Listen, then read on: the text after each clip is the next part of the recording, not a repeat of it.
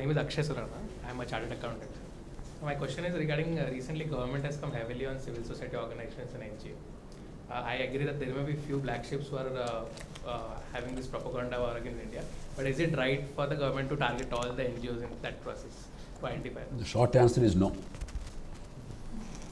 A society is safe when there are multiplicity of voices, as long as they are non-violent, devoid of hate, even if they are not always right, because who knows who is right, who is perfect. Multiplicity of voices is the greatest safeguard not only of liberty but also rational approach. Because even if you take an extreme position, but if that position has some value, not in totality, but it has an important ingredient which I must take into account, that enriches our debate and our conclusions. If I silence you because I don't like what you say, chances are that we actually end up doing something terribly wrong. So apart from the constitutional things, obviously, it goes without saying, there's only one word. But even from a pragmatic point of view, as long as violence is not spread, hatred is not spread, or active public harm is done, because I am not tolerant of extreme freedom of speech. If somebody idiot says, don't take vaccines, they are dangerous, I would put him in jail. Because he's talking rubbish. So I don't want to go to that extreme either.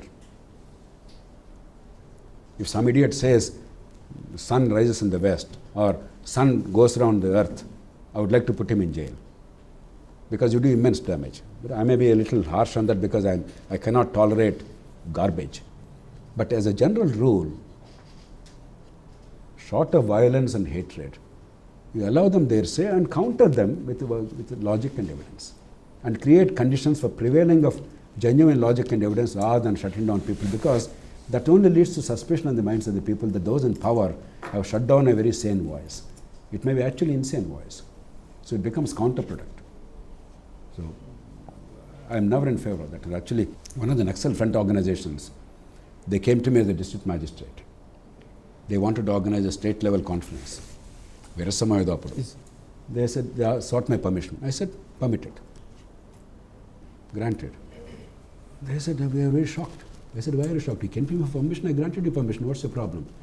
They said, typically, we are not given permission. We have 10 fellows outside. We'll go out and shout Murdabad to the government and the collector.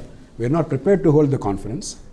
And you are now saying, hold the conference, we don't know what to do.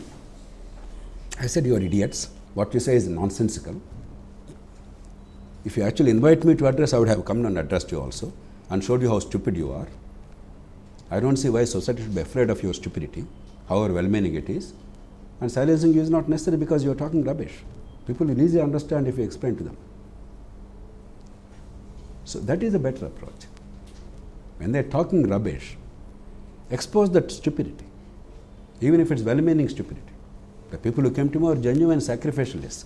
They believed in the cause. They were idiots. Just because you believe in something sincerely doesn't mean you are not an idiot. You get confused between goodness and wisdom. Goodness is not necessarily wise. Don't be confused. And we tie ourselves in knots. So I am absolutely clear in my mind. Never curtail liberties unless there is irreparable damage happening to the public. Then the first principle we started with, the public good is harmed, you have a duty now as a state. You can't simply allow unrestrained freedom to damage. But short of that, you allow people to say whatever that they like. Shouldn't bother. Like and subscribe Eagle Media Works.